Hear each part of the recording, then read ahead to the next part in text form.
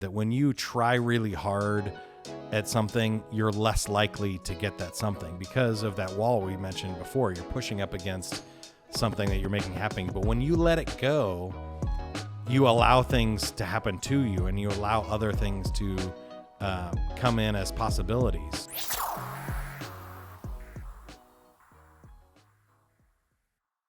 And then with that, you are officially live in the dining room studio. So hey, yeah, great to be here.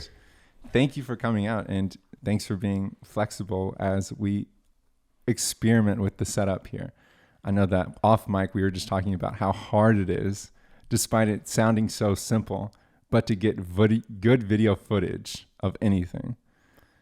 It is way harder than it should be. You would think that with all the technology of Hollywood and money and investments that they put into it, that you could just turn on a camera and shoot decent video, but it does not work like that at all. The light is so crazy, and white balances and all kinds of stuff. That's why I'm wearing a black shirt today and stuff. I just find it makes it easy, especially with my bald head. Everybody loves green screen. All professional videographers that I do for all kinds of different stuff that I do are like, can you do that on a green screen? And I'm like, no, I'm not losing parts of my head.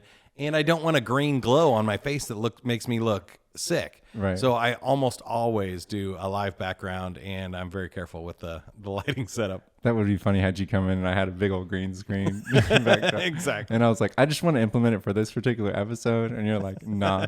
But I didn't think about that, because whenever people do background remover or like any of that editing, then it'll cut off some of your head. Yeah. Wow.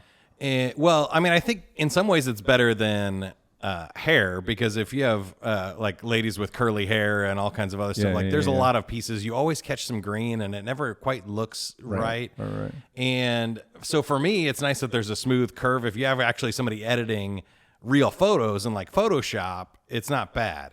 But when you go to video, it always seems like there's a glow or a glare or something, and you can just tell that my bald head is in front of a green wall. It looks good today. And you got the Playful Humans shirt on. Is that what you got on? That's right. Yeah. There we go. You're rocking Playful Humans. You made it yourself? I feel like we're going deep already on the technical aspects, but I did make it so that I could wear it with a blazer, and I put the Playful vertical. So as like a tie. As like a tie, but it frames in the jacket. Because if when I went sideways, all you get is the A-full or AF or whatever, which is not great. It's AYF. It's funny. A lot of the questions that I've been asking lately have been solely to satiate my curiosity. And it's like whenever I get to sit across from someone like you, who earlier I was looking at the website and it's like has been at 3,000 virtual or live stages. And I'm like, dang, okay, well, you've done this before. So what all can I learn? And I had never thought about doing something like that. So I'm already learning. But Playful Humans, we're going to start there. Your LinkedIn bio says rediscovering the power of humans in the world of AI. So unpack that for me. What do you mean by that? I think technology is great, and I'm a technophile myself. So if I roll way back and give you the full answer, I think there's kind of three themes for me in my life. One is technology. My mom won a computer in a radio station contest in 1986. And it was an Apple IIc computer. There were no programs or anything. This is black, no color screen. It's green text on a black monitor. And I had to learn how to program it to use it. And so I kind of just naturally gravitated to this cool, magical box that I could play games on and do cool things. And I ended up buying more programs, but a modem that would connect me to news groups. And when the internet came out, like really discovering all of this at a really young age, it was just awesome. And that kind of led me down a path of learning tech and being a fan of new apps and social media when it came out. And I was on the radio when social media blew up, which is great because then I have a huge following. I messed that up and deleted them all. But when you get married, you don't necessarily want like 10,000 random strangers. You wiped it all out. Yeah, so I just wiped it all and started over, and I regret that a little bit. Yeah, that makes sense. I also sold off my internet radio station, which was doing really well. I had like 30,000 monthly listeners in 2007. Oh my So if I had goodness. kept that rolling, I think now I could They would all have kids by now, so that's Yeah. at least 60,000. And thanks for that. Right. But I could have been Joe Rogan if I Yeah, had just you know. kept going. That would have been huge. But I say all of that to say that the other side of that is sort of my family and communication skills. My dad is a sales trainer with Sandler, and he introduced me to it in high school. But he was always about psychology and human relations and sales and how you show up for people. And my mom's side of the family were all like entertainers, performers, very artsy. Like my great grandma was a piano teacher, and it kind of flowed through her side of the family that we would do fun, entertaining, goofy things, and we would enjoy really being present and playful with people. And so I developed my own personal brand called Creative Nerdery, which is sort of using the best of both of those. I could be a nerd, but I could also be silly, and I could be intelligent, but I could also goof off and tell dumb jokes. And so I really admire people like Steve Martin and the Bare Naked Ladies, or anybody that can be really smart and scientifically accurate, but at the same time also be silly, goofy, and make it fun. Right? Yeah. So then your grandma was the creative side of the house. Your dad was skilled in communication because he was a salesperson. Yeah, business psychology, that kind of stuff. And then you're like, okay, I'm going to merge the two. And then what's in the world of AI? So where does that come in? Because you're techie, but particularly with artificial intelligence. As I've gotten older, and again, I think I was just born at like the perfect age where I've grown up with technology. And so as I get older and wiser, so does the technology itself, right? And now we have AI, and I think that I find myself asking deeper questions about just because we can do it with computers doesn't mean we should. Right. And I think that's why I love this podcast, and I love that we're recording in person. Yeah. I haven't done one live in person in like 10 years Let's go. because I've been working internationally and virtually Yeah. for the last 8 years at least.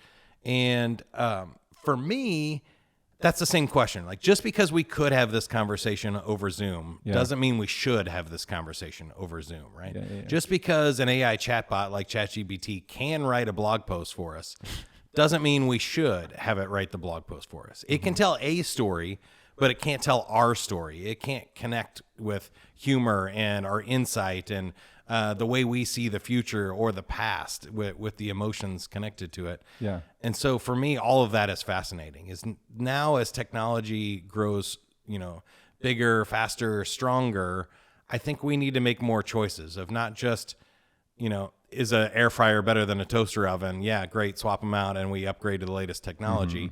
But when is enough enough? When do we need less apps on our phone than more? When do we need less technology in our communications or our lives? Yeah. I feel like I'm going long and I'm just diving into it. So stop me anytime. No, because whenever I hear you talking about this, I feel a bit similar, and I've felt this way. And this may be something that I'm so myopic on. Maybe you feel this way whenever you're talking about Playful Humans. We can get so myopic on like our niche. Like, you want to make people have more fun. So you're thinking with that lens all the time, right? Yeah. And then I am thinking about this lens of build better relationships, get around community. Everybody deals with loneliness, but how can we live a life that's better with better people around us and higher quality of life? So I'll be thinking about AI, and I had this existential crisis, sort of. Not too bad. I have them all the time. Yeah. Don't apologize for that, for sure. So I'm sitting here and I'm seeing ChatGPT, and I'm sitting on the couch and doing all this stuff. And my friend had just introduced it to me. So this is like November. I think it dropped November 30th or December, something like that. So I'm looking at it and I'm typing in all these prompts, blown away by how quickly it loads everything up. Yeah. And thinking like, man, one, I wish I had this when I was in grad school. And then two, I wonder what all I could do with this. But there was a moment where I said, generate me 20 jokes about, like soccer or something. And the jokes were so bad. They are terrible. Yeah, they're terrible. So like I'm reading through them, I'm like, oh my gosh. But a little tangent to that is the idea of, there's this book, Reclaiming Conversation by Sherry Turkle, and that was kind of foundational with building this podcast. But she talks about how social media is good connection. No doubt it's connecting us, but it's not the substitute for face-to-face. And she goes through and lists all of these different platforms that people are interacting with, and also how it comes to a substitute from this right here, the face-to-face. And then I started thinking like, oh man, are we going to get to a point to where we're talking to robots or machines or programs more than we're actually talking to people? Mm-hmm. And then I go further down that and I think, oh man, well then we need to have something, some structure, some program, some content, some organizations that instructs or informs people, hey, here's how to talk to people, and that may sound so foundational or rudimentary, but the Atlantic, who they're doing their thing, big journalism, they've done a lot. Their upcoming series that they're about to drop 6 podcasts about is called How to Talk to People.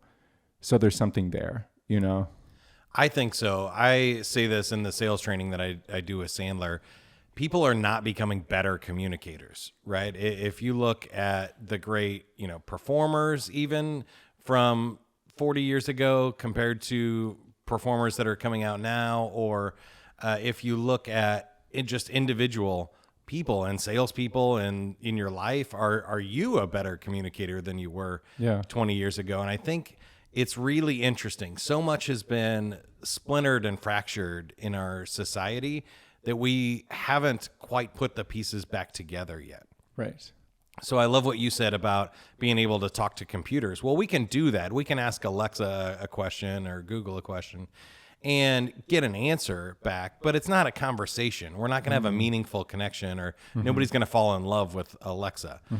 But when you extrapolate that out, eventually there will be a time where humans are raised by robots, and maybe they're falling in love with their caretaker, who is mostly a robot, and it has a lot more connection and empathy. And then in a place, I think it would maybe replace some of that magic. Yeah. And the thing you mentioned about social media, I also wanted to bring up, because there is a connection there, and it's better than having no connection to somebody that's far away. My brother and his family live in California. So being able to have a Zoom call with them on birthdays and holidays and connect with him is better than not being able to connect with them. But having a Zoom call with my sister who's here in Kansas City doesn't make a lot of sense. That's not better than driving over to her house and playing with the kids. Yeah. So we need to understand that these replacements really are replacements for no communication, not replacements for in-person communication. And just because AI can do a chatbot doesn't mean it can replace a whole sales conversation in business or is going to be your best friend. Those are different. They're smaller use cases that are fractured.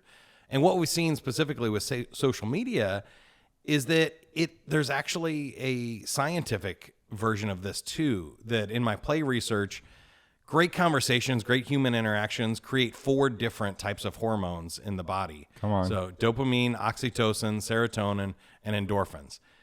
When you engage with social media, you only get the dopamine hit. So you're missing all of that other. Serotonin is the love hormone, the connection with another human being, of like physical touch and being in the same physical space as other people. And the endorphin rush of doing something live.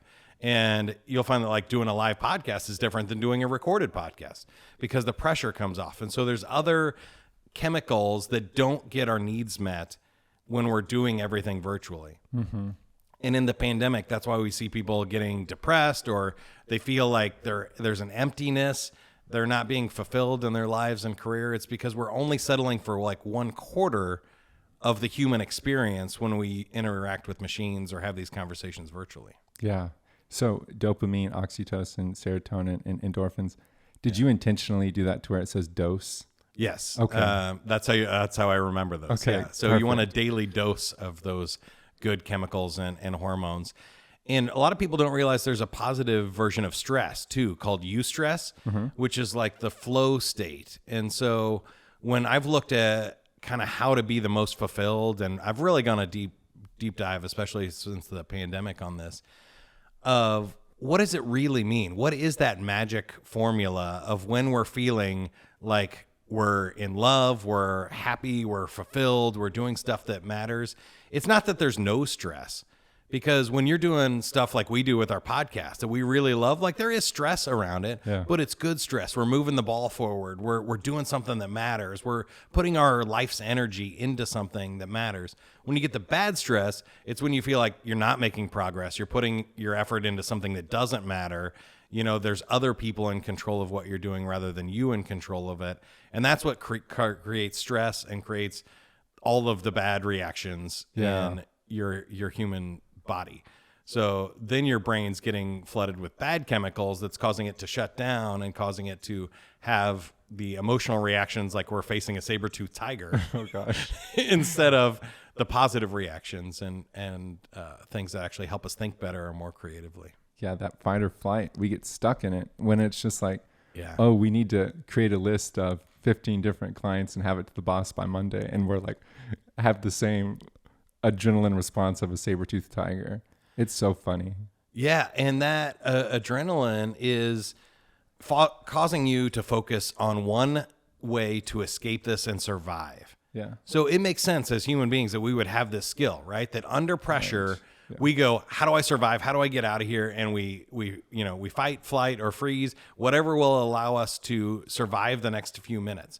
But that's supposed to be a short-term solution until we get out of the situation. And then you're supposed to get those other dose chemicals going back and letting your body reset. To recover. But we've created this environment where we're not getting those other chemicals and we're at high stress, high alert all day long. So we're fighting email after email or, task after task from the boss, and we're never getting away from that stress hormone. Yeah. And it's not good. That's what I think is creating all kinds of chronic diseases, from like Crohn's and colitis and ulcers to back pain and all of the other stuff is because you're all tensed. Your brain is performing poorly too. We're focusing on that one right answer, and that's where I think we see people digging in our society, and they're like, oh, well, no, it has to be this way because that's the one thing that's going to make me feel like I can get out of this life or death situation. But when we relax, when we play, we get into this creative juices flowing where we go, oh, there's multiple ways around this problem, or this is just an obstacle. It's not a dead end that I have to blow up or freak out about. It's just something that I'm going to move around. Yeah. So you said the word play, and we're going to dive in. I was reading this book by Brené Brown, and she was talking about play, but she was also saying that more adults need to make time to play. And there's a funny part in her book where she was like, man, I want to learn more about this. And she went and she Googled adult play and went to images. And she said she had to quickly X out because it wasn't what she expected, meaning that there really wasn't anything out there. Like there was no research. There was no organizational platforms that were endorsing this. And I was reading this one study with organizational communication that said all of these managers will think of whenever you get a group together to do a group project or to do a timeline, you tell them, all right, you have 2 hours, which means 120 minutes. And you have to make sure every minute of this 120 minute goes to the task. And any minutes of you horsing around or goofing off is one less minute that could go to the task. So it's bad. But the research was like, nah, actually it makes all of the other stuff better. Yeah. Yeah. There's a ton to unpack here. So ask me any follow-up questions you want, and we'll dive into it. But for me, I think the big thing that you said with Brené Brown is we've replaced things in our society with fake play. So I think one of the things that happens is as we get into adulthood, we start putting alcohol as our play instead of actual human connection. Yeah. And so we don't need alcohol to enjoy a football game or a night out at the restaurant or other places, but we start messing with the chemicals in our brains and we start substituting that. So rather than actually getting into a play state and actually relaxing with our friends, we're going to numb those stress feelings so that they pop right back up as soon as we stop drinking. And it's like, okay, that didn't do what you thought it was going to do. And the second thing that I've noticed that happens in our society is we've commoditized play for adults. So it has to be this huge vacation that we spend thousands of dollars on, or we have to, television is a big one, right? We have this fake thing where we're watching other people play and have fun or do reality show competitions or game shows, but we're not doing the game show. And the NFL is the one that I bring up. It's the one I still watch, actually. But when people say, oh, I love football, if you're watching football for 9 hours on TV, you don't love football. You love television. Yeah. And it's very compelling television. But if you love football, you would be out throwing the football around with your friends. You'd be playing football. You'd be in a football league. Right. Yeah. And there's a big difference in your body. Think about just sitting on the couch for 9 hours watching football or throwing the football around with your friends and running around a park. Physically, you have to realize that those are two completely different activities, right?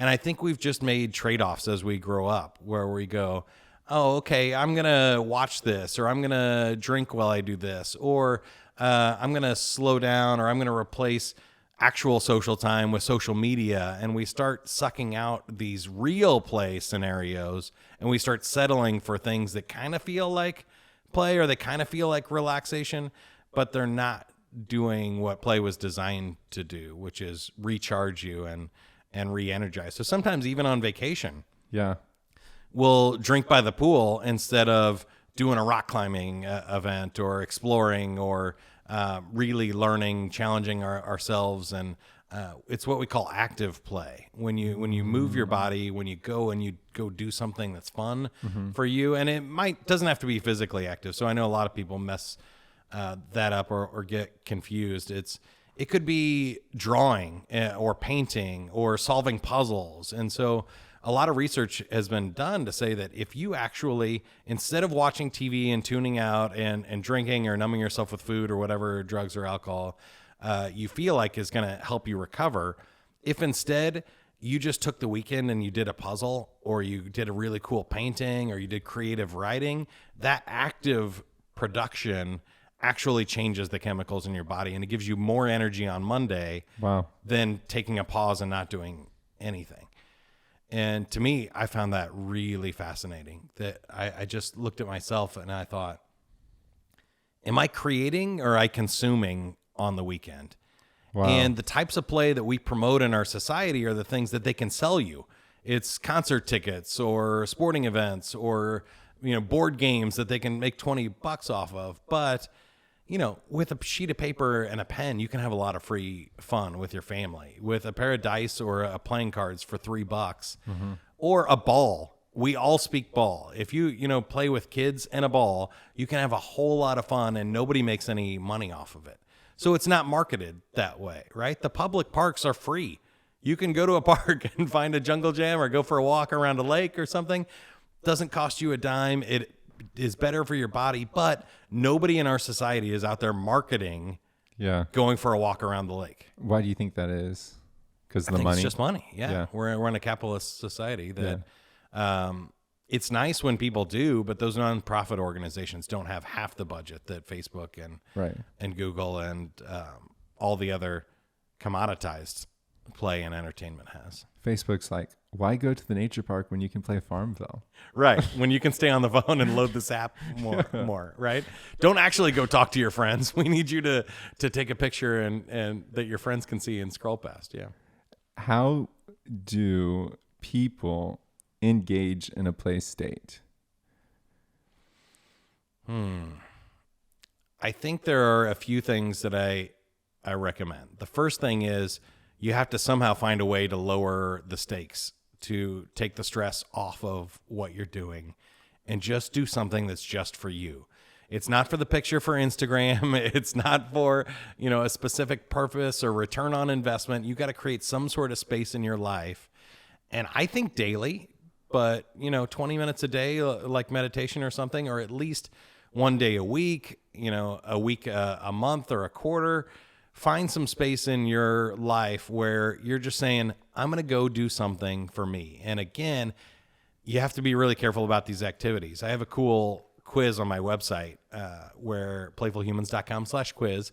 You can find your playful personality. So if you love, like I said, hiking, or you love sports, or you love doing puzzles, or you love telling jokes, or you love social events. There's 10 different ways that you could find a true play scenario, and then go do that with somebody else. And I think if you go do that with another human being and you just have fun and relax and just let everything else drop away, this is what our life is really about. Right? But we've pushed this out to retirement. Well, someday in retirement, I'll be able to travel the world or hang out and talk with people that I enjoy, or do things that I enjoy. Why wait? You don't have to wait until you're that. old and half your friends are gone before you try and call them up. That's like so you can funny. do that now. I hadn't even thought about that, but we do push that off, and we say until we're 65, life's gonna be grinding and hustling and no play. And I think even with work, so I don't know if you've ever done a deep dive into this, but I found it fascinating that the 40-hour work week was created for factory workers in the 1900s. So Henry Ford said, we can have 3 8-hour shifts. People can generally stand up and do physical labor for 8 hours a day before they pass out. And then it kind of gives a little bit of a balance. They can have 8 hours for sleep, and they can have 8 hours to do their family stuff or work on the farm and other things that people still had in the 1900s. And retirement was created in Nazi Germany in the early 1900s as well, because they found that the retirement age of 65 was created when the average lifespan was 67. Oh, wow. So You get they 2 needed years. 2 years of people to move out of the workforce a little bit too. They needed to create some turnover and give opportunities for younger people to have jobs. And they could physically support people in retirement for a couple of years. But now we're retiring at 65 and living to 80, 90. It's a big difference. You have to have a lot more resources to live without income. And it turns out at 90, you need physical movement. You need activity. And actually, it's better if you do a reverse retirement. If you go explore the world in your 20s and you go have a lot of fun and you work in your 80s, that's when you need to be focused. You need mental activity. You need physical activity and stuff. And you're not in a very good place to go travel the world anyway. Yeah. Right? So those kind of things I think are really interesting when I look at it. Is they were not designed for you. They were designed for humans to be machines in factories, and they were designed for big governmental systems and monetary systems to maximize your income potential. And it has nothing to do with happiness. And so even that the American dream and the other marketing stuff that was developed around this, I go a little bit deep into a conspiracy rabbit hole here. Come on. But all of that was designed for other people to make money, not to make you happy and feel fulfilled. Sure, that makes sense. And so when we look at modern research now, it shows that in creative jobs, work is different.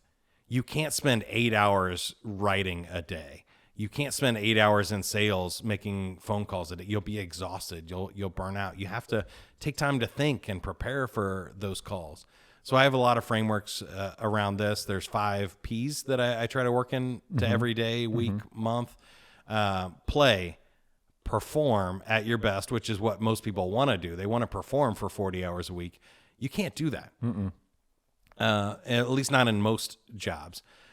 You have to pause. So you do need time to rest and time to think about what you're doing. So ponder is the next one.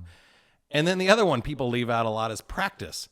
You might want a little time in your week to actually get better at what you do for a living and how you perform. So in sales, we talk about role playing or going to sales training courses and learning more about stuff. But no matter what your job is, if you're a computer programmer, you should probably spend a significant amount of time learning more about other people's programming rather than just sitting there typing your own stuff into the keyboard. Yeah. Right? And then the last thing I'll share, and I'll give you a chance to respond here too, is there's a really cool study about programmers at Microsoft that if they worked more than 60 hours a week for more than 6 weeks in a row, they slowed down so much that they performed less lines of code than programmers that just worked 40 hours a week and took the rest of the time off. Wow. And so with mental work, we really burn out and we really slow down. That it goes back to what you said originally is when we take time to play it actually makes that other time more productive. And it allows us to think more creatively and solve problems. So rather than just beating our head against the wall, we can find another way around it.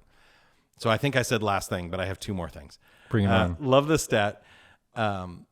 When faced with a problem in their life or obstacle or work, 97% of people do one of two things: more of what they were currently doing or less of what they were currently doing, right? We either give up and we go, okay, this isn't working, I'm going to do less of that and just give up, or we slow down, or we say, you know what, I'm just not making enough sales calls. I need to go out there and make 10 more calls, and I got to grind and hustle and double down on what we're doing. Only 3% of people think creatively and do something else. They work around the obstacle, or they change what their tactic was in order to get better results. And we found that when play, it inspires more of that 3% thinking, right? When we're in a playful state, when we have those dose chemicals going, that's when we can think creatively and we can be flexible with our outcomes. The 4 Ps, Yeah. the personality quiz, Yep.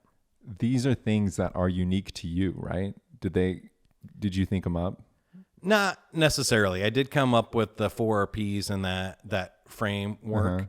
But I got that from a lot of other scientific research and reading that I did. Right. So when I'm doing my prep time and my practice time, I read like the top 24 books or more now on play and this research. And dang, boss. So you're putting the time in. And I've done 100 interviews for my podcast too, where I ask other people about I'm just so impressed by it because I've been in this world for a little bit, and one of the hardest parts, one of my fears, is that I'll be on the microphone talking for hours, but I'm never adding anything new in. Right. So I'm just like, vroom, vroom, different person, same stuff. You know what I mean? Different person, same stuff. But it's not. When you got a different person, you're learning from them. So that's what I love about podcasting is for Playful Humans, I've done over 125 interviews, but for How to Succeed, it's over 600 episodes. Have you figured out how to succeed yet? I was wondering that. That's good. I do. I feel like I already knew it when I started. But hearing 600 other people do that, you can't help but add a little bit more education into your life. So, oh my gosh, we're getting to a little bit of a hack of mine, but I love doing it this way because if this is my job, I'm working in those 5 Ps intentionally and I'm getting paid for them. Yeah.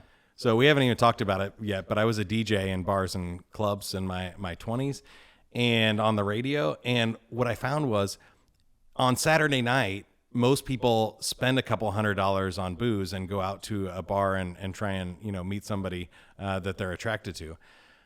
I got paid $100 or more to go to the same bar, and I got the microphone, so every girl in the place had to at least notice me.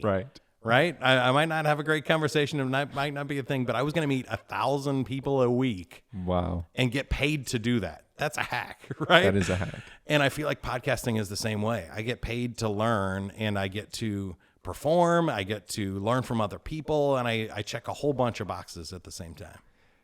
That I've been wondering something, and it's from so you work with Sandler Training. That's something I know, but maybe others don't know. And you have been there for a bit. The organization's grown, so is your responsibility, and you're doing well there. But you've also had a background in radio and DJing. And then did the How to Succeed Sandler podcast start with you, or was it already going and then you later became the host? It started with me as a podcast. So the president and CEO was doing a thing they called the Sandler Broadcast Center, which was very similar to a podcast, but it was more like a radio show that he was doing. I think it was aired on some radio station at some point too. So it was sort of like an hour-long interview, long format thing. But I created the How to Succeed podcast myself and took that public. So the Broadcast Center was, besides the radio station, was a private thing that you had to pay access to these recordings and hear them. Wow, that's awesome that you can say that. And then, so you already have a podcast, you have a career, you've done a whole bunch of other stuff. And then in addition to that, game show host, you are traveling and giving these keynotes, you are writing, you're quite busy. But then you decide, I'm going to do the Playful Humans podcast. And, prior to that, it wasn't called that, but now it's so like, what drove you to make that? Because it seems like you don't have that much time, but you're doing it. Two things on the time. First, I don't have any kids. Yeah. That helps a lot. And two, I don't watch that much television. So I try to only kind of do a few YouTubes, and I love Ted Lasso. Yeah, watched that one last night, but maybe one show, and keep it to less than an hour a day and spend my time actually doing stuff, right? And those change over my life in any given year, week, or month or day. You might see where I need a day to rest. And so I'll just take a whole Saturday and binge watch Stranger Things or something. Mm-hmm. But I do try to be productive with my time, and I've never had less than 2 jobs in most of my adult life. So wow. That's how you get a lot of stuff on the resume. Is I always have sort of like a full-time or primary role, and then some sort of side hustle or other project that I'm doing. And that started when I was really young. I just kind of found that even when I was in restaurants in college and I'm waiting tables, some restaurants are better at lunch and some restaurants are better at dinner. Yeah. So if I work at the pizza place at lunch and I work at the fancy restaurant at the dinner, I make more money that way, right? And then I started DJing on the side doing that. And I was building websites the whole time too. Oh, wow. So I could get $50 an hour to write websites, and I've built over 200 websites throughout my adult life. But all of that was sort of just on the side. It was never really enough to kind of keep things going, but it was great additional income, helped pay for college and all kinds of cool things. And I could just fill in different parts and different balances in my life to help create a balance in a sustainable way. So what happened with Playful Humans was really out of the pandemic. It's kind of a COVID baby there.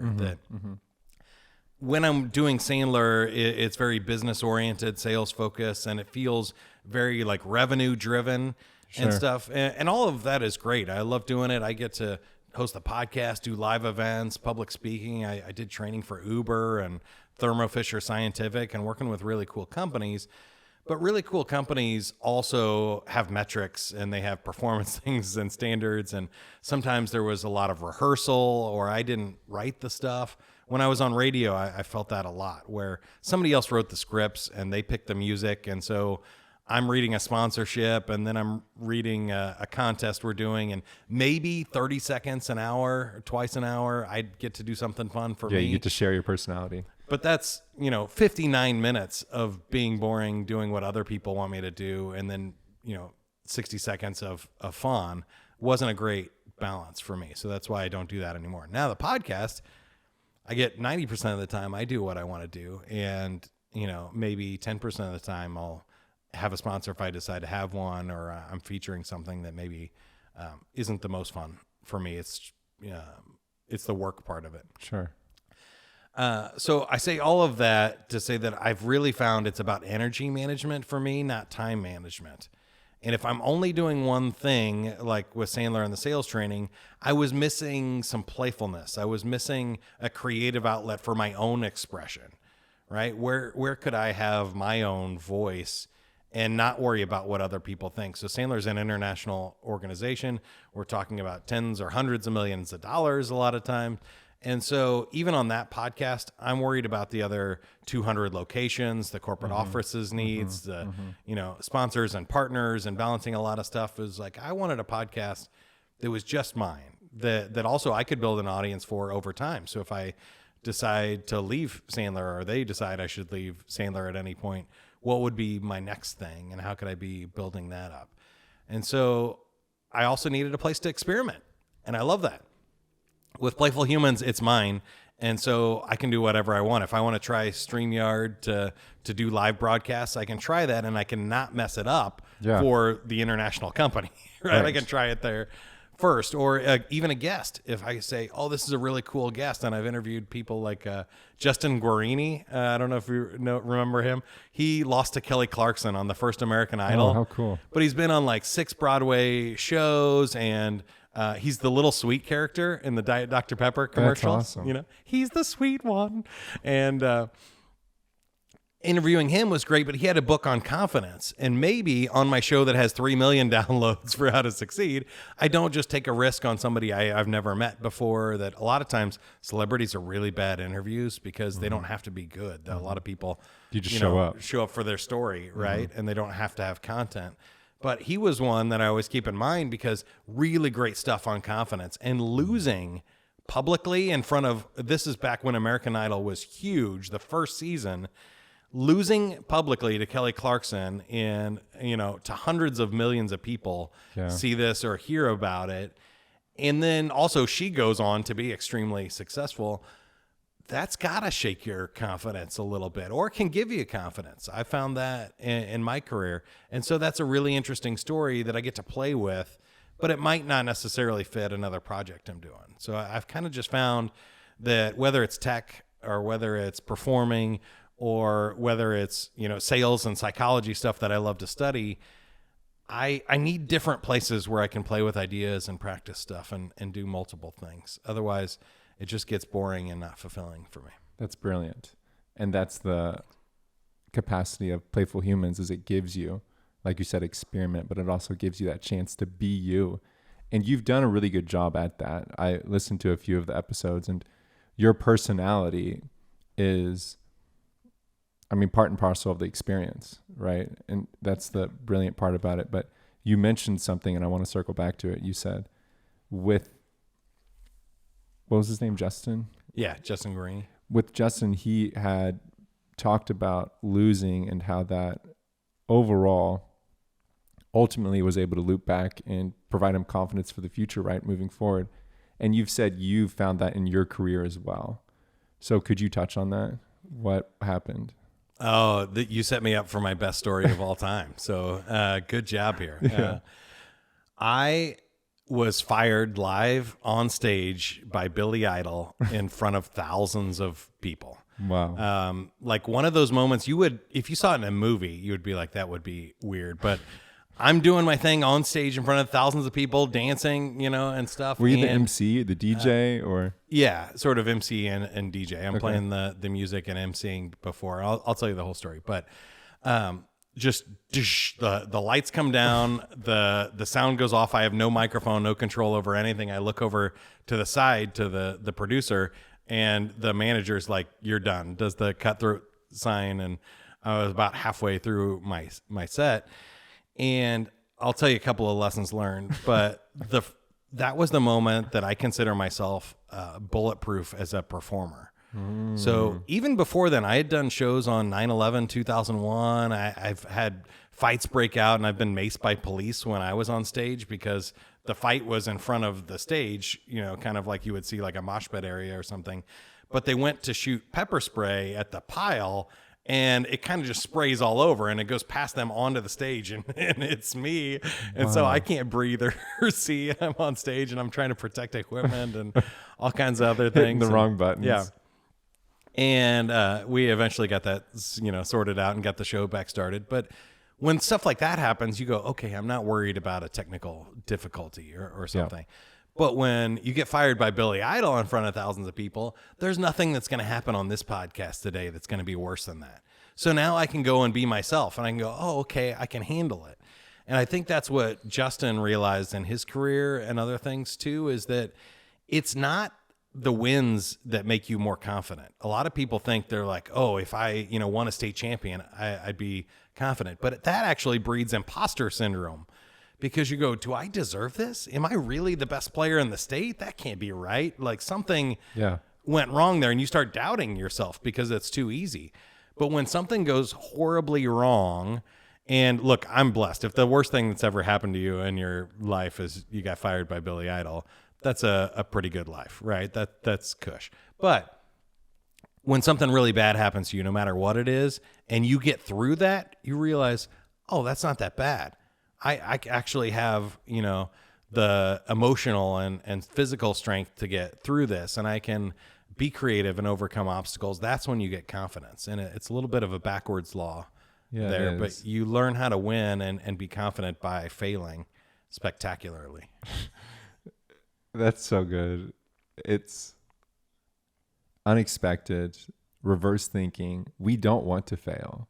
But after we fail, the future, as long as we can deal with that failure, unpack it, but our future is brighter because it equips us with that mental fortitude or the realism of, hey, I made it all the way out. I can make it all the way out again. Did you just walk off stage? Yeah, I did not pass go, did not collect $200, just slinked off the stage, grabbed my stuff, and left. So I was going to tell you the rest of the story. So what happened was Billy Idol's opening act got sick on his way to Kansas City. And so I was on the retro radio station at the time, and I did do live DJing in clubs and for weddings and stuff. And so they called the radio station and said, hey, do you have anybody that could play music for an hour so we don't have to start the show early or have people sit around for an hour until Billy Idol comes on? And they asked me to do it. I said, sure. And I thought that this would be a really cool opportunity. So I'm shocked how many people don't know Billy Idol now, but this is like Moni Moni, White Wedding, a lot of 80s rock, and the audience is all soccer moms.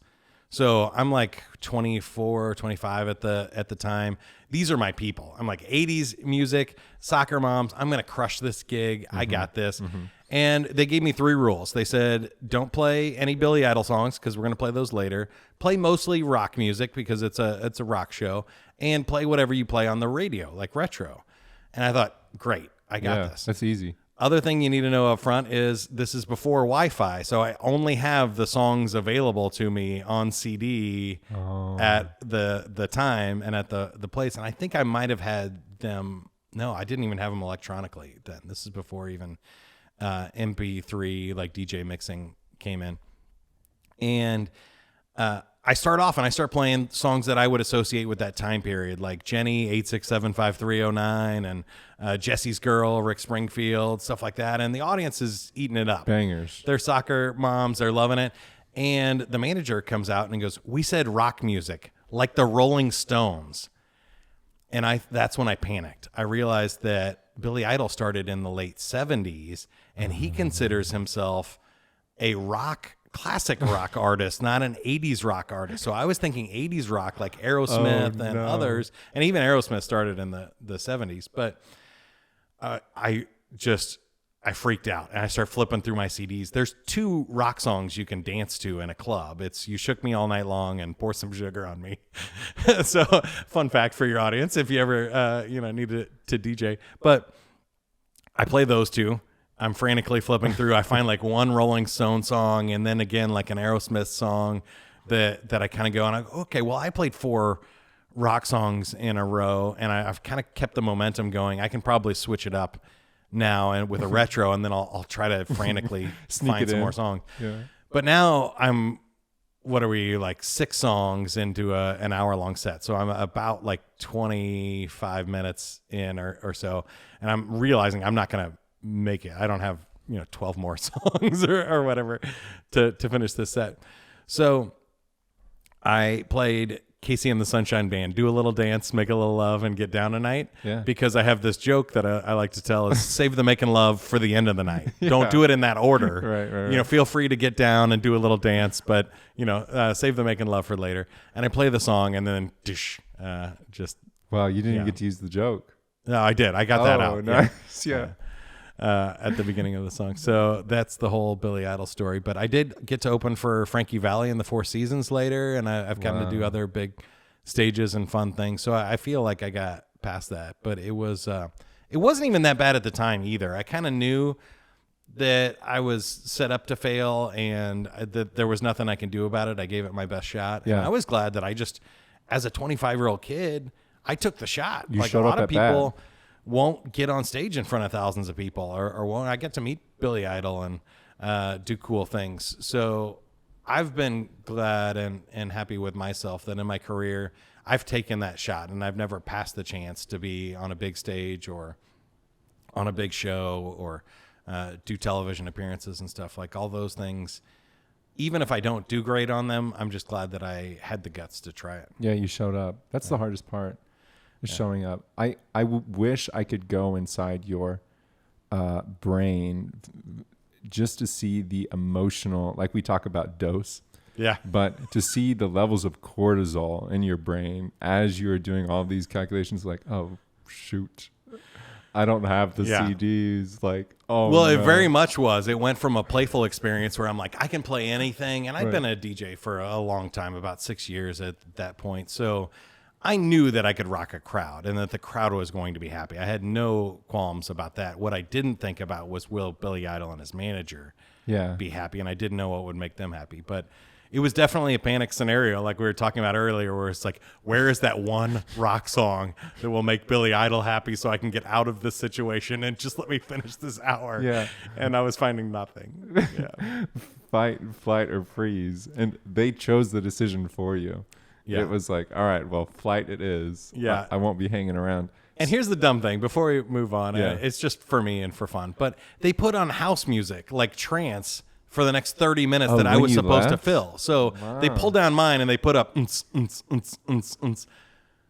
How is that better than what I was currently doing? And they're like, now Billy Idol. Yeah. And it's like those soccer moms don't want to listen to house music. No, it's just background like elevator music Yeah. to fill that they won't notice. But I guess that's the only part that I took offense to, was that they thought what I was doing was less entertaining and more damaging to the show than just putting on background elevator music. Yeah, that would have been like, it's just salt on the wound at that point. You know, you're leaving, you're like, what the heck? You had said elevator music, and I was thinking about elevator music. You were talking about how 3% of people think of something creative rather than stopping or starting or doing more. And elevator music is a really good example of that, because I was reading about whenever people were making elevators, there were complaints that, oh, these things are too slow. And then it's like, well, and the manufacturers were like, well, if we make them faster, it's going to be like unsafe with our current safety things, you know? Yeah. But by adding music, people thought less about how fast it was going, and the music just added noise, a variable in there that completely changed their experience.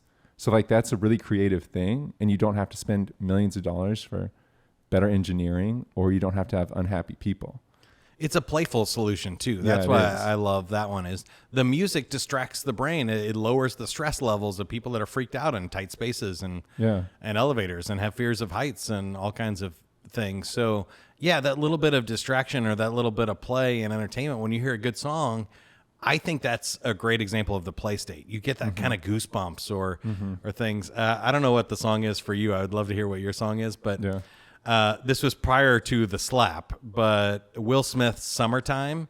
Anytime this time of year when it's like, it's just getting warm and it's like that first 80-degree day. And if you don't pick it, if you're just driving around and like the station puts on Summertime by Fresh Prince and DJ Jazzy Jeff, that's like it for me. It brings you there. It brings me back to that spot where I was like a teenager and I got my first freedom, my own car. I'm out in the summertime playing with my friends and stuff, and it gives me that playful feeling. But I think songs can do that. They're a magical... They can. They're time machines. Yeah, little hacks in our brain that'll allow us to change that energy, change those chemicals and endorphins. Yeah, and the brain. So I'm reading this book, and I've talked about it on like all these podcasts. I just need to finish this book. That way I can get a new book.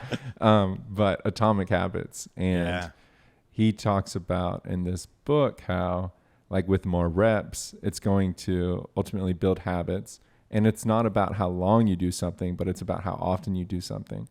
And the examples he gives are like taxi cab drivers and their hippocampus, which is responsible for spatial awareness, is actually bigger than people who are in different roles that aren't using as much spatial awareness. And then whenever they quit and they retire, their brains actually, that portion of the brain responsible for spatial awareness actually shrinks. Yeah. And it makes me think about how this is with play, this is with building good relationships, this is with all of this stuff. When initially it can be hard, but if you can build a good habit of getting into doing something for yourself, like you mentioned that as a good way to engage in a play state, that's a really good idea. And if you can get into a habit of, hey, just for 10 minutes, I know I have this deadline by the end of this week, but if I can just engage for 10 minutes a day, And then that habit starts building. And then the portion of our brain that's responsible for, and you've done the play research, so, but the portion of the brain responsible for engaging in those moments will actually grow in size. And then it will become easier to the point to where we can do it. And he uses this term, I don't know how to pronounce it, but it's like automaticity. But the concept where we can do something without thinking about it or without thinking about every part of it. Right. You know what I mean? Yeah. And it makes me think about with play, it will improve the quality of your life, but you have to, it may be so uncomfortable for someone who is just go home, watch TV, 9 to 5. And maybe you're not working a 9 to 5 job. Maybe you're doing some other cool stuff. Like, I feel like oftentimes we think of 9 to 5 as like, oh, that sucks. But you may be working with a good organization that has good play in it. But that's a jumble here. But it makes me think of play and the importance of play, but how initially it may be hard. But if you commit to it, after a while, it's going to be a lot better. I have a few thoughts there. I did love that book. I got into productivity hacks and things like that pretty hard prior to the pandemic, and then I had to make a shift. So I agree with you. I think humans are adaptive creatures. Yeah. So no matter what it is, we adapt to the situation. If you really have a really hard life, a lot of stress, your body will adapt to being in stress, and it'll look for it, and it'll adapt to that level of stuff. If you have a lot of play, your body and brain adapt to that too. So there are the same research studies that show the brain grows and you create more creative connections and things when you're more playful in your career, and a ton of other positive side effects. So people that play more have more sex, they smile more, they're rated more attractive, they're more intelligent, they make more creative connections, they make more money. It's ridiculous. All of them are positive side effects. There's virtually no negative side effects of play, unless you get into those dangerous things of the fake play that I was talking about, right? Yeah. But with positive, communal play that's good for you and others, there's really no side effects that are negative on that. And you can do it a lot longer and a lot more than people think. Now, with the habit part of it, I think it's interesting. I think for me, it's more about a comfort zone stretch. And that it feels weird the first time you take off in the middle of the day to go do something you love. And you're like, it feels like a parent or a teacher or a boss, like somebody should stop me from doing this. But as you get into it more, those feelings subside and you realize, oh no, when I go do this, I come back better and stronger and smarter than before. So this is a good thing for me. And the habit part of it is dangerous for me because I don't wear a Fitbit watch and stuff anymore, because I found that that was making me more depressed. It was alerting me during Zoom calls and podcasts that I wasn't walking. Right. And you're like, well, thanks for that, but there's nothing I can do about it. And I don't need something monitoring my sleep and stuff. I'm not conscious. There's nothing I can do to change my sleep here. Those are all habits that I would have done. And so the one thing that I would encourage people to do is, yes, you definitely have to do this and start small and get into a routine of it, and you'll grow and find ways to mix play into your life. But also, I think we know.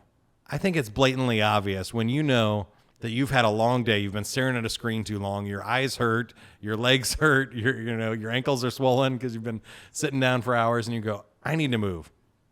I need to stand up and go do something to change my energy. Or if you're stressed out and freaked out and you can't bend the world to your will in this moment, is go, okay, change that. Yeah. Go do something else. Go do something for yourself. And if you feel like you've been watching too much TV, you probably have been. And your body and brain are giving you a lot of alerts. You just need to listen to them more. And then think about making conscious choices about what you're replacing that with. So rather than going for the pizza or the booze or the weed, go for something that, to call a friend and go out, go bowling or go mini golf or do anything that's going to change your energy if you want to change your circumstances and the feeling that you're in. Yeah. I've been thinking about this. There's a professor who is the director of the Relationships and Technology Lab at KU. He was on the show earlier, but he has this, there's with the social dilemma and things like that coming out that talk about the negative, the bad side of social media. He has this research that may be a little contrarian, but one of the things that he mentions often is social media doesn't exactly make people lonely.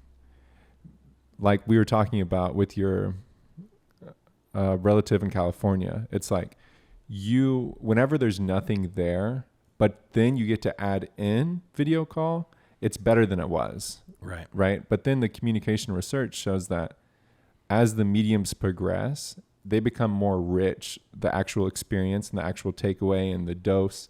Like when you get texting compared to a phone call, the phone call is going to be better. Then you got video call, then you got face-to-face. So what he'll say is that social media doesn't exactly make people lonely, but oftentimes lonely people are driven towards social media. And most often what it is it's time, it's use of time, and it's accessibility. So it's easier to get on TikTok than it is to text a friend, which is kind of crazy because texting is so easy. But with TikTok, you just hit one button, and you scroll. But with texting, you have to kind of think, and you don't want to sound too dumb. And even though we can delete texts now, like it's becoming so much more like temporal. Yeah. But and then just like you were saying, it may be easy to go to the booze, or it may be easy to go to TV to watch football. But whenever you actually play football, that's the that's the benefit over there. I'm like, I have a lot of connections between like what we're doing and yeah. Well, what I heard there is two things. One is you're right. When you text somebody, you're putting yourself out there. When you ask somebody to go throw the baseball around, they might say no. And so there is this like sort of fear and uncertainty in this, where we know that if we open TikTok, there's going to be something in there, right? And that searching creates the dopamine feeling. And it avoids those bad situations. But that's what the problem is. We're losing the magic, and we're losing that uncertainty that makes life interesting. Yeah. And we're losing the chance to make our own memories. So the second thing I thought about when you were talking there is with social media, it's not that it's making us more lonely. It's making us more aware that we're lonely. And we're seeing everybody else's memory. So we're comparing ourselves to other people's best curated moments. This is their highlight reel of everything they've done in their life. And we're comparing we see all of our moments, right? So it's like, let's take our average day and compare it to somebody else's best day they've ever had. Well, of course, we're going to feel worse about that. So I think the answer for me has been not measuring my happiness and my approval and whether I'm enough by the number of likes that I get, but by the quality of the memories that I'm making and the cool stuff that I get to do. Yeah. And so looking more at my highlight reel and saying, I want more highlights. I want more lowlights too. I want to do things that might not work and then I fail spectacularly, or I feel bad, or I get a rejection for a job. Because if we say this in sales all the time, if you're not getting any no's, you're not trying hard enough, right? If you're only selling to people that say yes, that's great, but that means you're not trying, you're not going outside your comfort zone at all. You're not trying to reach out to anybody else. So for me, I think I'm trying to not numb everything and make it a neutral average. I want some really high highs. I want some really low lows. And in the pandemic, we saw this. A research study shows it, but I think everybody can remember. I have to add 2 years to all my memories now because those days were so repetitive and boring that we weren't creating any new magical experiences.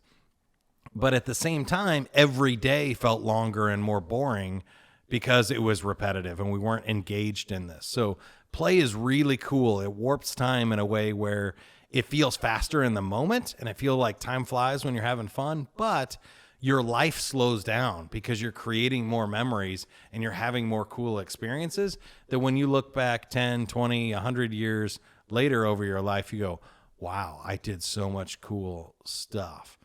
And so it goes faster in the short term, but longer in the long term. Yeah. Was there a moment in your life where you thought to yourself, like something may have happened, or maybe you looked at your like day-to-day life and you're like, man, I need to have more fun. I'm not having enough fun. Yeah, for sure. It's happened several times in my life. I think in radio, it just got to the point where it was a job and it wasn't fun, and I was doing the same routines, and I was working nights. The hours were hard, and so sleep was hard. And then also I was single, so trying to date when you're on the radio from 7 to midnight is really hard. Yeah. You can Morning. do a happy hour at 5 o'clock, Right. or you can date at 1 o'clock in the morning. But either way, those aren't going to end very well. So that was tough. And then just my sleep schedule was so off. I didn't feel like myself at all, and I wasn't having enough fun there. So I created the internet radio station and got out and tried to do more live performing, started public speaking and stuff, and changed that up. But then again, in the pandemic, it felt like all of the little extra stuff got sucked out. So it wasn't like my job got any more boring or different. And I was still kind of doing the same podcast and sales training and everything that I was during the day. But in the nights and weekends, everybody else got removed. And there's something else interesting that I think would be great for your research and the work you're doing is by covering up people's faces, we also sucked out these micro expressions. Totally. And the smiles that you would get from a cashier or somebody at the gas station were gone. And so all of this extra stuff that is fulfilling, seeing somebody else smile and nod is powerful. We're counting all of these strokes in our happiness. And so that was the time where I was like, man, if I don't change this energy, I'm not going to get better here. I'm not going to find more happiness. So Yeah. I really auditioned for the game show companies, started doing it virtually first and then in live. And I just made a conscious effort to go on a digital detox, turned off all the social media apps, changed my passwords to stuff I couldn't remember, and said, if I want to talk to my mom or I want to know what's going on with my nieces, I need to call them and ask, and not settle for a text message or other things. And the third thing I did was focusing on one thing at a time. So the dopamine is so tricky, and we can get so distracted and frantic, especially at work where we have email open and then our cell phone buzzes and we have Slack open and we're trying to do something else. And in my free time, I'm watching TV and scrolling on my phone and eating dinner all at the same time. I'm not enjoying any of those experiences. I'm not present in any of them. I'm task switching constantly, which is a dopamine thing. So even going to the bathroom, I'm just going to go to the bathroom, or I'm just going to read a book, or if I'm watching a show, I'm just going to watch a TV show. I'm not going to also be eating, or I'm not going to also be checking my phone at the same time. Brings you a lot more into the present moment, and it just slows everything down to where your brain can handle it and reset a little bit. I'm so glad you made that switch. I'm so glad you made all of those switches, because now you're able to create what you've created, and it gets you to a point to where you're helping other people do that. And this is something I've recognized. Maybe you recognize this as well. But when you talk to people who have like Playful Humans podcast, or Talk to People podcast, or blank podcast, something happened in their life to drive them to a point to where they want to create that, and like dedicate the time over and over. And for me, it was being away from home for 2 years and traveling and being on all the planes and sleeping in hotel rooms. And after a while, recognizing how my life was changing, and it wasn't for the good. The consistent community that I had, I didn't realize the effect it had on me. Like the time I had with my wife, I didn't realize how that effect it had on me. But once it was gone, I recognized that. And then it got me thinking like, man, life is better when we talk to people. We need to put more emphasis on building relationships. And I asked that question because I just knew there must have been stuff that happened in your life to drive you to consistently put the time into this. But I'm really glad you are. And in order for people to build better relationships, they need to have fun. And one of the best ways to have fun is with the people around you. So you need relationships, so it's like, the better you do, the better I do. It's huge. I think the people you surround yourself with is gigantic, right? That if you're surrounding yourself with people that are stressed and bosses that are stressed and coworkers that are stressed, and then at home in your marriage, people are stressed, like you're not going to be free and playful, right?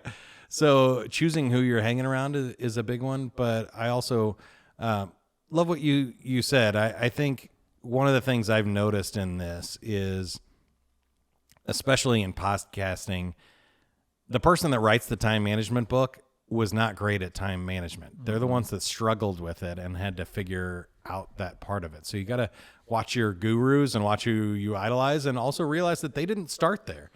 So I always, it's a little bit of it's not a little bit, it's definitely a humble brag. But when people see me on stage or a microphone and they go, man, you look so comfortable, you're a natural up there on stage, that's the only compliment I reject. And I say, Yeah, right. look, it only looks comfortable now because I've done this 3,000 times, because I got fired by Billy Idol, because I had rough days, because I've done crappy shows for one person in a bar who was not laughing and nobody showed up to the show, and I did it anyway. That's why it looks easy now. But when I started, I was a disaster. The only way to be good at something is to be bad at it first. Yeah. But on the flip side of that, I also believe that we all have this thing that we're called to do. We have this magic spot that I was blessed to have a really playful childhood. I had great friends. I had great brother and sister, cool parents. And my grandma, you mentioned, is an inspiration to me, that she's just funny and silly and really smart, and introduced me to Monty Python. And, what a good grandma. all The Office, when it was the British Office and stuff. She loves the BBC. Comedy writer Dave Barry. If you've never read any Dave Barry stuff, look up his, and let Grandma Lynn be the reason you found Dave Barry. He's hysterical. And all of that stuff, I think, prepared me to be this person, to realize that play is important. And so part of me was getting connected. I also had a bad time in college. I mentioned the other two, but in college, I'll just say it. I basically failed out of the University of Missouri. It was just not the right spot for me. I had bad things happen. A roommate had a heart attack and died in the room next to mine. It was basically the worst semester you could possibly imagine. And in all of that, there was this moment where I had a play moment with my friends, and we were playing soccer and stuff, and I got those chemicals changed, and it came back, and I go, oh my gosh, this is what it feels like to be happy. And the only reason I recognized that was because I was happy in my youth, right? Does that make sense? Total makes sense. And that's where I was like, I have to quit drinking. I have to quit doing drugs or any of these other replacements for happiness. And I used to feel this way all the time. And so from that moment in time, when I was 20 years old until now, I've really focused on, how do I create this and be a playful person naturally in a way that I can have as much fun every day, and remember that feeling, that feeling of being in a play state, because I was lucky enough to be the person who had this blessed childhood, right? That is awesome. Yeah. Shout out to Grandma Lynn, right? For sure. Would you say that's been one of the most important books, or what's been one of the most important books to help you kind of grow? And once you implemented that into your life, you could tell a life change for the better. That's a great question. I've read a ton of good books, and I think there's a couple of influential ones. I'm trying to think of one that would maybe spur the biggest change in me. There's a great book called Leadership and Self-Deception by the Arbinger Institute. Have you ever read that? No, but I love the title. Yeah. It's a narrative story. I tend to gravitate most to the ones that kind of are a narrative, but also have business lessons and self-help. Those are my favorite books. Leadership and Self-Deception is amazing. It talks about this backwards law of changing the paradigm, that when you try really hard at something, you're less likely to get that something because of that wall we mentioned before. You're pushing up against something that you're making happen. But when you let it go, you allow things to happen to you, and you allow other things to come in as possibilities. So examples I give are funny. Like whenever you try to go to the bathroom, Yeah. you're less likely to do that. Right, Whenever you right, try to fall asleep, you're Right. less likely to do that. If you make somebody love you or you try to sell somebody, Overkill. the less likely they are to do that. But when you relax and you let go and you kind of give it up to the universe, interesting things happen. They become more likely that those things happen. And that book is really interesting when talking about growing a business or managing employees or really in any type of relationship, personal growth with yourself or with the spouse, is once you realize, oh, I need to get out of this box of thinking that I'm in and try something else, life becomes a lot easier and more fun. Man, I love the platform you have. I think about you in college where it's sucking at the University of Missouri and ultimately fail, but that moment of playing soccer and feeling like, whoa, this is it. This is what I am, like where I enjoy life. And I would encourage everybody is like find those moments and go back to them, and reverse engineer what it took to be in that moment. And check out the Playful Humans podcast because you unpack a lot of that. And that's how I discovered you and your platform is by listening to you on a different show, but going through and unpacking ways that people can practically implement this stuff in their life. So before we wrap up, final message from the Playful Human himself. I am going to tell you one of my favorite stories because we happen to be recording here in Lawrence, Kansas, home of the Jayhawks. And I just mentioned I went to Missouri. I gotta bring it, right? I did grow up on the Missouri side of Kansas City, and so I was a Mizzou fan. It happened to be in the 80s when they had good basketball teams. My dad took me to a Missouri game and stuff, so I think it was just total coincidence that my dad happened to go get tickets to see, Derek Johnson and teams in the 80s. That's awesome. But it just didn't work out for me. The big school, it was overwhelming. It was frustrating and stuff. But I've considered myself a Missouri fan until they went to the SEC. Now, come on over to KU. When I was in radio, they always talk about people being sellouts and stuff. And are you just doing it for the money, or do you really enjoy this and all kinds of stuff? When you're in your 20s, you got to do stuff for the money. My first endorsement was for the KU bookstore. Oh. So I sold out immediately for $100. I said, we got the cure for what's ailing you, Jayhawk fever. Come on down to the KU bookstore. And I just they were playing the fight song behind me. Wow. All stuff. It was so $100 and you got it. $100, but it was 5 minutes. I read it 3 times into a microphone like this. $100 for 5 minutes worth of work. I loved it. I took it, and my name wasn't on it. I wasn't personally endorsing the Jayhawks, but that was always my moment of like, this is pretty fun to get paid to do something, and I can still be a Missouri fan and help promote the KU bookstore. You can, but we appreciate you promoting the KU bookstore. You know what I mean? I love it. So my final thoughts are just go do it, have fun. I never turned down a chance to be on a microphone, to go have fun, to have a conversation like this, connect with other people, and that's what drives me. Go find out what drives you and go do more of that and get as much of it in your life as possible. Playful Humans podcast. Go check it out. I've listened to a few episodes myself, and I am a big fan. I want you to succeed because the more people have fun, then the better life's going to be for all of us. So the playful personality quiz, that would be fun. If you're listening to this, and as long as you're not driving, I would say go take the quiz right now. But until then, thanks for being here, Mike. Yeah. I didn't ask you, we didn't do anything playful, I feel like. Should we tell a joke before we go? I want you to tell a joke because I feel like you have a whole list of them. I don't want to put you on the spot, but if you have a favorite joke, I would love to hear your joke. I'll tell 2 of mine. I'm going to start. My favorite joke. Yeah. I looked this up. I'm kind of like, this is kind of a sellout move, but whenever we were talking, I was like, I need to come up with a joke, and I'm going to use it now. That way I can force myself to come up with one if we ever talk again, hopefully. Well, you're going to be on the Playful Humans. Yeah, I'm looking forward to right? that. Yeah. So what does stamp say to the envelope? I don't know. Okay, I have a question for you. This is not part of the joke.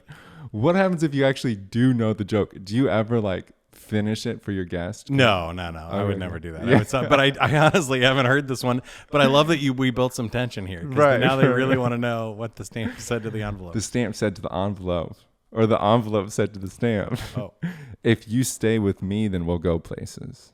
Ooh, That's it. I like that one. Yes. You set me up for my favorite joke, which is what did the bra say to the hat? Oh, what did the bra say to that? Man, I don't know what. You go on ahead. I'm going to give these two a lift. Oh, there we go. I love that one. That's really good.